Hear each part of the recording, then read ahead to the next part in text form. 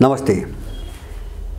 Israel र हमासका बीचको युद्ध 3.5 महिना पुगेको छ र यो 3 महिनामा धेरै मिथकहरू तोडिएका छन्, धेरै कथाहरू पुराना भएका छन्, एक्सपायर भएका छन्, धेरै भूरान्तिक तस्बिरहरूको रूपरेखा आकार प्रकार बेग्लै प्रकारको देखिएको छ। धेरै ठुलो चाहिँ तपाईको हेराइमा दृश्यमा बाहिर जे देखिन्छ त्यसमा धेरै ठुलो परिवर्तन आएको छ र यो 3.5 महिनाको वरिपरि हेर्दा इजरायल आफ्नो रणनीतिमा पुनर्विचार गर्ने बाटोमा गएको छ। जस्तो बाहिर आइरहेका समाचार पढ्दा उनीहरूले भनिरहेका छन् हमासलाई निमित्यान्न पार्न सकिन्न, हराउन सकिएला तर निमित्यान्न पार्न सकिन्न। निमित्यान्न पार्ने त कुरै छोड्देऊ, गाजामा हमासलाई पूर्ण कन्ट्रोल गर्न नसकेपछि इजरायलको जमिनी सेना उत्तरी गाजाबाट फिर्ता हुँदैछ हैन, त्यस्ता समाचार आइरहेका छन्। धेरै ठुलो पंक्ति चाहिँ इजरायलले फर्काउँदैछ सेनाको र बाहिर आएका समाचार अनुसार ठुलो घमण्ड थियो हैन। 4-5 पटक अरब जगतसँग चाहिँ युद्ध लडेर जितेको इजरायल ठुलो घमण्ड थियो, अहंकार थियो, उन्माद थियो, अन्धता थियो र हमास त केही पनि हैन। उसले वास्तवमा हमासलाई गणना गरेकै होइन हैन। त्यत्रा अरबका देशहरूलाई लडेर जित्दै आएको, जस्तो इजिप्ट भयो, जर्डन भयो, सिरिया भयो, यी देशहरूसँग एक्लै लड्दाखेरि जितेर आएको चाहिँ इजरायल अब हमासको के गणना गर्नु, उसले गिन्तीमै राखेको थिएन वास्तवमा। तर त्यो हमास नै यसको निम्ति गलबासो भयो, इजरायलको निम्ति गलबासो भयो, हुथी अमेरिकाको निम्ति गलबासो भयो। अब लड्नु कि भाग्नु, न लड्नु न भाग्नु भनौँ न हैन। त्यसकारणले अमेरिकनहरूले तौली हुथीमाथि आक्रमण गरिरहेका छन् र त्यसको जवाब पनि पाइरहेका छन्। आक्रमण मात्रै गरिरहेका छैनन्, जवाब पनि पाइरहेका छन्। उनीहरूले ठुलो आक्रमण किन गर्न सकिरहेका छैनन् भन्छ भने ठेक्न नसक्ने भोलि काउन्टर भयो भनेपछि अमेरिका सधैँको निम्ति डुब्छ हैन। उनी त्यहाँ डराइरहेका छन्। यो परिस्थिति आएको छ। त्यसकारणले इजरायलको सन्दर्भमा जस्तो हिजोदेखि बुझ्नेहरूले, गहिरोसँग बुझ्नेहरूले यो विश्लेषण लगत्तै गरेका थिए। अक्टोबर 7 मा हमासले जो हमला गर्यो त्यसको भोलिपल्टदेखि विश्लेषण भएको देख्छु म मिडियाहरू हेर्दा। जस्तो त्यो इजरायली मिडियामा हैन, हेरात भन्ने जो चाहिँ तपाईको मिडिया छ हैन, के अरे चाहिँ अनलाइन छ, अब त्यो 7 अक्टोबरको दिन हमासले आक्रमण गरेको केही घण्टा भित्रै लेखिएको लेख हेर्ने हो भने पनि इजरायललाई सुझाव दिएको छ हैन। हमासको सारा इतिहास, त्यहाँको परिवेश हैन, अब यो जो परिवर्तन छ यो परिवर्तनको चाहिँ प्रवृत्ति सारा चीज हेरिकन इजरायलले गल्ती गर्न हुँदैन, हमासलाई कमजोर आँक्ने गल्ती गर्न हुँदैन भनेर त्यहाँ सुझाव दिएको छ 7 अक्टोबरकै दिन। आज 3.5 महिनापछि अब लगभग सबैले भने इजरायलको पराजय सुनिश्चित छ हैन। जय पराजय भनेको के भन्छ भने मान्छे मर्ने मात्रै चाहिँ तपाईको पराजय होइन, अथवा विजय भनेको कसैलाई मार्न सक्नु मात्रै होइन हैन। त्यो लडाईँको इम्प्याक्ट, प्रभाव र त्यसको नतिजा के निस्कन्छ मूल चीज हेर्ने त्यो हो हैन। अहिले त्यसको प्रभाव विश्वव्यापी जो युद्धको प्रभाव छ त्यो प्रभावको कोणबाट त इजरायल छिछिरो दूरको पात्र भयो, अमेरिका र इजरायल हैन। संसारबाट बिल्कुल मलाई लाग्छ इतिहासमा अकल्पनीय अलगावमा यिनीहरू परे, अलग थलग भए संसारबाट। त्यो त एउटा बाटो, बाहिरको बाटो भयो। भित्रै पनि के भयो भन्छ भने अब इजरायलले नै जस्तो हमाससँगको लडाईँलाई एउटा रणनीतिलाई पुनर्विचार गर्नुपर्ने अवस्था आयो हैन। अब त्यो ठाउँमा इजरायल पुग्यो। त्यसकारणले मैले इजरायल यो 3.5 महिना पुगिसकेपछि के छ अहिलेसम्मका मान्छेका प्रतिक्रियाहरू, विश्लेषणहरू के हुँदै आएका थिए र तिनलाई नपत्याउँदा, नमान्दा, नटेर्दा कुन हालततिर जानु परेको छ यो चीज अलिकति देखियोस् हैन। भूराजनीति कसरी बदलिएको छ संसारको र सबै देशहरूमा कस्तो आन्तरिक परिवर्तन आइसकेको रहेछ सबैमा, यो बुझ्न पनि मद्दत होस्, हामी आफैलाई पनि बुझ्न, आफ्नो देशलाई बुझ्न पनि मद्दत होस् भन्ने हिसाबले मैले हमास र इजरायलको युद्धको यो चाहिँ लगभग 100 जति भयो, 3.5 महिना काट्यो भनौँ थोरै, यो बिचको अलिकति म समीक्षा गर्छु। गार्जियनले डिसेम्बर 21, 2023 मै एउटा लामो लेख छापेको थियो एउटा प्रोफेसरको, पाउल रोगर्स, हैन, उनी ब्राडफोर्ड भन्ने युनिभर्सिटीमा पढाउने पाउल रोगर्स हुन्। यिनले एउटा शीर्षकमा एउटा लेख छापेका थिए। शीर्षक के थियो भने Israel is losing the war against Hamas but Netanyahu and his government will never admit it. इजरायलले हारिरहेको छ हमाससँगको युद्धमा, तर नेतन्याहुको सरकारले यो कुरा कहिले पनि स्वीकार गर्ने छैन, हैन। माने उनीहरूमा घमण्ड, यहुदीहरूमा जो घमण्ड हो त्यसको कारणले उनीहरूले स्वीकार गरिरहेका छैनन्। तर पनि यथार्थमा इजरायलले हारिरहेको छ, हमासले जितिरहेको छ। अब मैले अघि नै भने नि, हेराज भन्ने पत्रिका, यो इजरायलकै पत्रिका हो। 2023 को डिसेम्बर 7 जुन दिन राति हमला गरेको थियो हमासले, होइन, त्यही दिन बिहान निस्किएको पत्रिका हो। अब त्यो हमला थाहा पाउने बित्तिकै एकजनाले लेख लेखेका छन्, हैन। अब को भन्छ भने तपाईँको टोम मेहागर भन्ने एउटा लेखकले लेखेका छन्। उनले लेखेका छन् Israel can not beat Hamas. इजरायलले हमासलाई चाहिँ बिट गर्न सक्दैन, पराजित गर्न सक्दैन, हैन। It is time to halt the fighting. यो युद्धलाई रोक्ने समय हो, युद्धलाई रोक्नुपर्ने, इजरायलको कोणबाट हेर्दा युद्धलाई रोक्नुपर्ने समय हो। एन्ड थिङ्क अहेड, र अब अगाडि सोच्नुपर्ने समय हो। हमाससँग युद्ध लड्न इजरायलले सक्दैन। उनले धेरै कुरा तिर्स्याएका छन्, त्यसमा उनको आफूले बुझेका लामो छ, म सबै कुरा विवरण सुनाउन सक्दिनँ। जस्तो हमास र हिजबुल्लाहको सम्बन्ध, हिजबुल्लाहको शक्ति, युद्धको खेलमा यिनीहरूको निपुणता। जस्तो हमास र इजरायल त फाटफुट लडाइँ त लामो समय दशौँदेखि लड्दै आछन्। लडाइँमा युद्ध चाहिँ तपाईँको कलामा यिनको निपुणता, लामो युद्धको अनुभव र पछिल्लो समयमा यिनको नेटवर्कको विस्तार, हैन, विश्वभरि यिनको जो विस्तार हो, यो सबै विवरण राख्दै उनले भनेका छन् हमासलाई उन्मूलन गर्न दबाउन इजरायलले सम्भव छैन, उसले रिथिङ्क नै गर्नुपर्छ, हैन। यो युद्ध अगाडि बढाउने, यसलाई रोकेर यसको समाधान अर्को ढङ्गले खोज्नुपर्छ भनेर 7 अक्टोबरमै एउटा चाहिँ निस्किएको थियो। तर धेरै मान्छेलाई यस्ता कुराहरू हावादारी लाग्थे सुरुमा। जस्तो हामी बोल्दाखेरि पनि धेरै मान्छेलाई हावादारी लाग्थ्यो यहाँ, हैन। कहाँको इजरायल जस्तो शक्ति, अमेरिका जस्तो शक्ति, के को हमास, धेरैले त हमास भनी सुनेकै थिएन। मलाई चाहिँ नेपालको चाहिँ 99% मान्छेले त यहाँ मै हुँ पढे लेखेको भन्ने मान्छेलाई पनि हमास के हो भन्ने थाहै थिएन। त्यो आक्रमणपछि मात्रै हमास सुन्ने मान्छे यहाँ धेरै छन्। अनि भोइस अफ अमेरिकाले 2023 नोभेम्बर 21मा एउटा चाहिँ छापेको छ समाचार विश्लेषण, इजरायली गाजा एक्सपर्ट, गाजाको विषयमा इजरायलको एउटा एक्सपर्टको बयान, उसको भनाइ छापेको छ। यो इजरायलीको बयान हो। उसले के भन्छ, we can defeat Hamas but we can not eliminate them.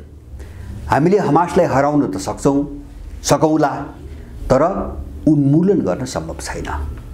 हमासको अस्तित्व मेटाउन सम्भव छैन, जुन घोषणा नेतन्याहुले गरेका छन्। इलिमिनेट गर्ने, हमासलाई इलिमिनेट नगर्दासम्म हामी युद्ध रोक्दैनौँ भनेका छन् नि, त्यो असम्भव छ भनेर इजरायलकै एक्सपर्टको भनाइ हो। भोइस अफ अमेरिकाले छापेको छ। अनि टाइम पत्रिका 2023 अक्टोबर 28 को टाइम पत्रिकामा छ इजरायल्स भो टु इलिमिनेट हमास। इजरायलले हमासलाई इलिमिनेट उन्मूलन गर्ने हुङ्कार त गर्यो, हुङ्कार गरेको छ, जो त्यो हुङ्कार इज अनरियलिस्टिक, बिल्कुलै अवास्तविक चाहिँ हुङ्कार हो त्यो, हैन।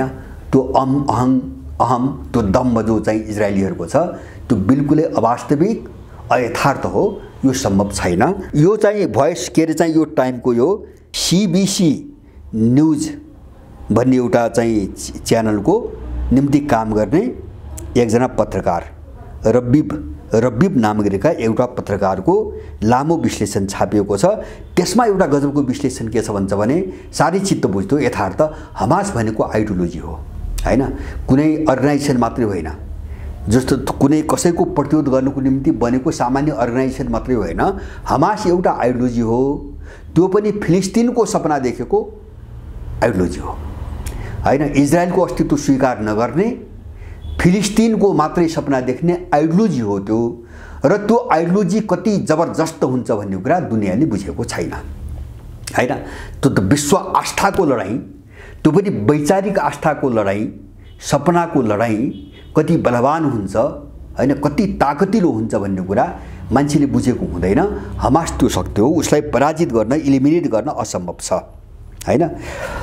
उनले भनेका थिए। त्यसपछि द कन्भर्सन भन्ने एउटा अनलाइन संस्करणमा मैले हेरेँ, उसले लेखेको छ इजरायल हमास वार शीर्षकमा, Israel Hamas war a political scientist explains why the very subject of peace is now अनथिङ्केबल।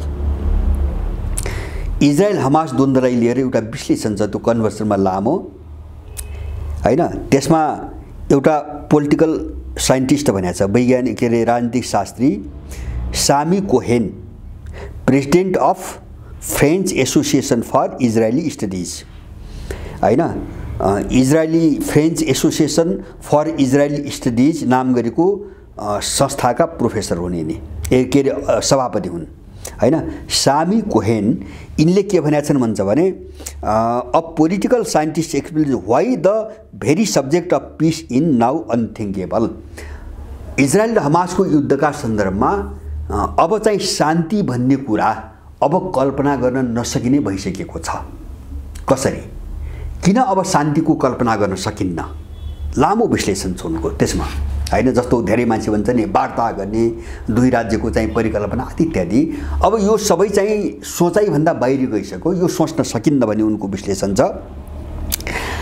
अब उनले पनि आफ्नो धेरै ढङ्गले, उनको पनि सार के छ भन्छ भने न हमास मेटिन्छ, न इजरायल चाहिँ फिलिस्तिन युद्ध अब चाहिँ रोकिन्छ, न कुनै नेगोसिएसनमा गएर टुङ्गिन्छ। यो सोच्नै सकिन्न। अब त्यो बिन्दुमा गइसक्यो, लडाइँ त्यो बिन्दुमा गइसक्यो।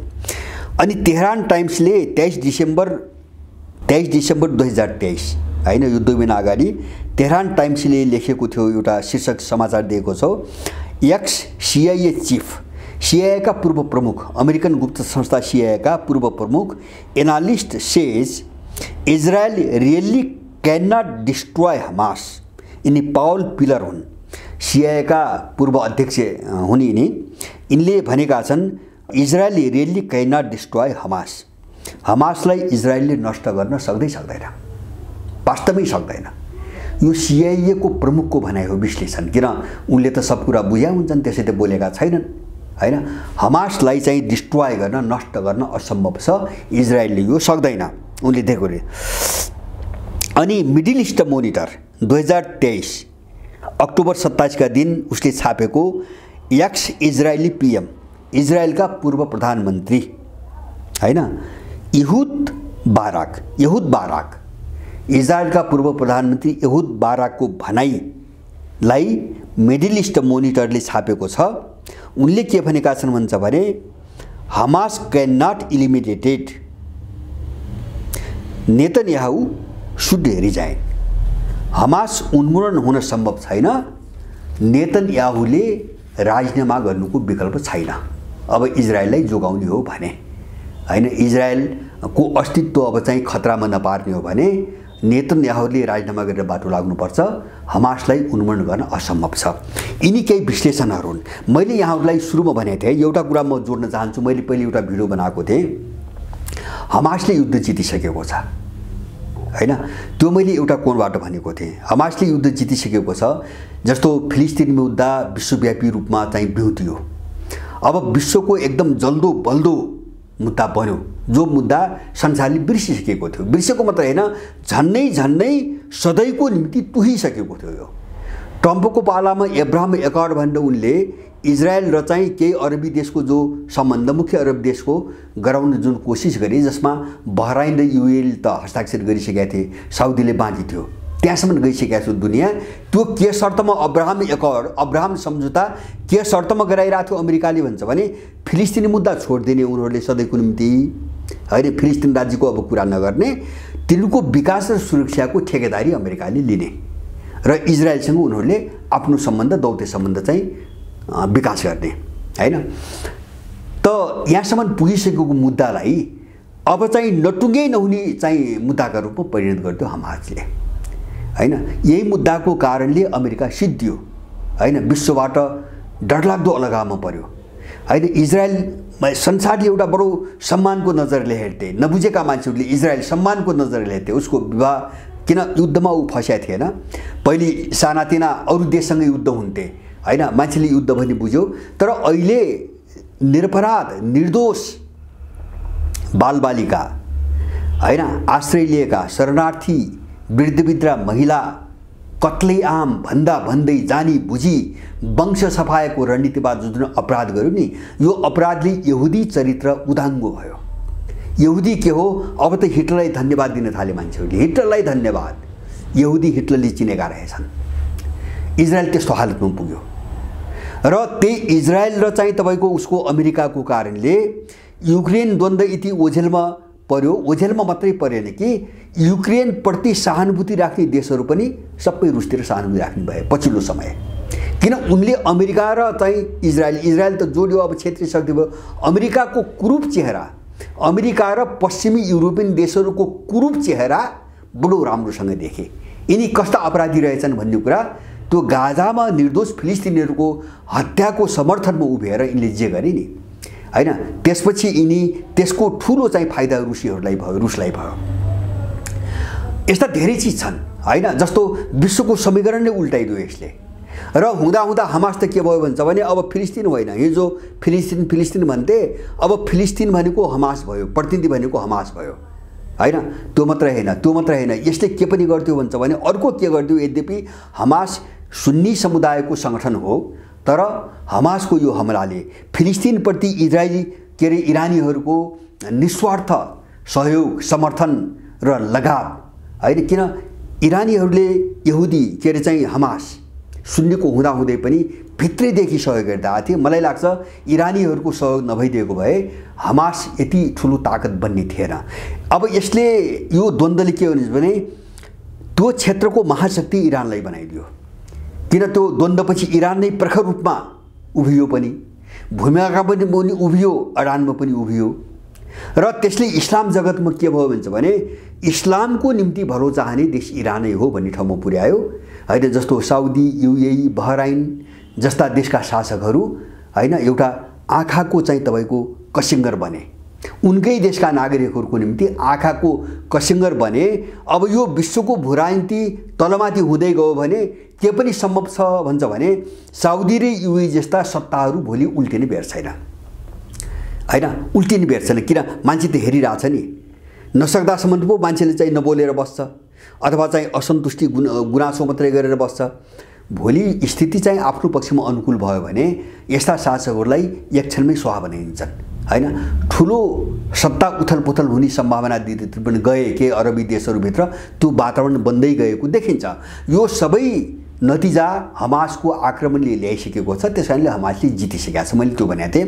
तर अब अहिले अर्को पाटो के देख्यो, यो सबै विश्लेषण हेर्दा अर्को पाटो के देख्यो भन्छ भने नैतिक, राजनीतिक र प्रभाव, विश्वभरिको प्रभावको हिसाबले मात्रै हमासले जितेको होइन हैन, फिजिकल्ली पनि हमासले जितेको छ, युद्धमा पनि हमासले जितेको छ। जस्तो इजरायलले रणनीतिमा पुनर्विचार गर्नुपर्ने ठाउँमा पुग्नु हैन, त्यही अमेरिका हुतीसँग चाहिँ तपाईको युद्धको चाहिँ घोषणा गर्न नसक्नु, एउटा हुती सङ्गठनसँग उसले युद्धको घोषणा गर्न नसक्नु, अनि चाहिँ तीन चार दिन बिराई चाहिँ हुतीमाथि आक्रमण गर्ने, नियमित युद्धबाट बचेर हिँड्नुपर्ने परिस्थिति, यो सबै चिजले के देखाउँछ, भौतिक रूपमा पनि शक्तिको रूपमा पनि उनीहरू नराम्रो ठाउँमा पुगेका छन्, धेरै कमजोर भइसकेका छन्।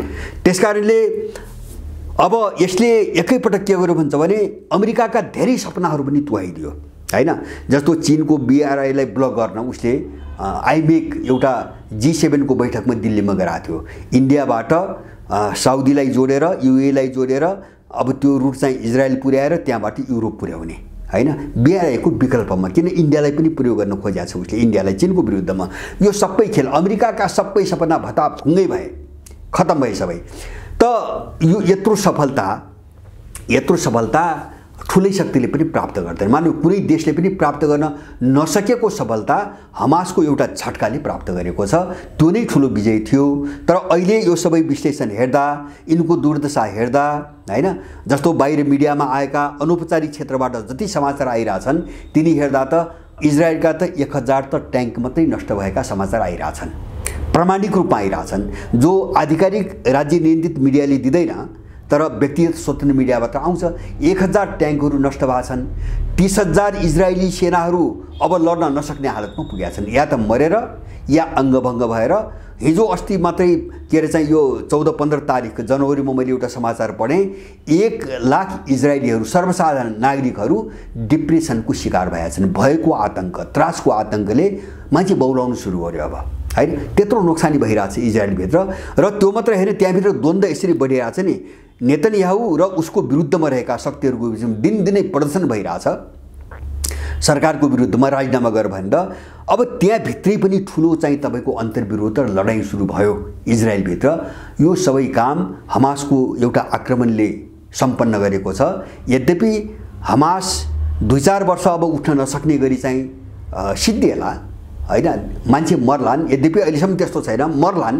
तर पनि यिनीहरूले पश्चिमाहरूले विश्लेषण गरे जस्तै हमास भनेको आइडियोलोजी हो, हैन। आइडियोलोजीमा धेरै ठुलो शक्ति हुन्छ, हैन, जो बन्दुकमा कहिले पनि हुँदैन, हैन। बन्दुकमा सानो शक्ति हो, एउटा व्यक्तिलाई मार्ने कुरा हो, अथवा मिसाइलले केही व्यक्तिलाई मार्ने कुरा हो। त आइडियोलोजीलाई मार्न सकिँदैन। मिसाइल र बन्दुकले विचारलाई मार्न सकिँदैन, आस्थालाई मार्न सकिँदैन, विश्वासलाई मार्न सकिँदैन। जे चिज मार्न सकिँदैन त्यो चिजले फेरि मान्छे जन्माउँछ। हमास त्यही हो, यथार्थ त्यही हो। र त्यसैले नै इजरायल र अमेरिकालाई पराजित गर्दै लगेको छ। र मैले अन्त्यमा दोहोऱ्याएर भन्छु, हमासलाई निमिट्यान्न पार्न असम्भव छ।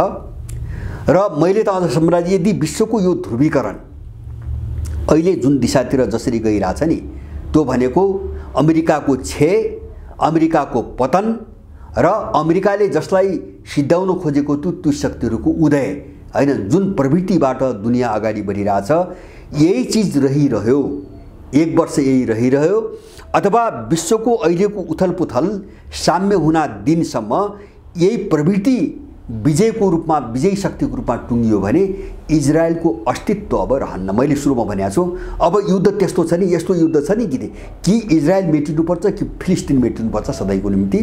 विश्वको भूराजनीतिले भन्छ इजरायलले मेटिन्छ, इजरायलले मेटिन्छ।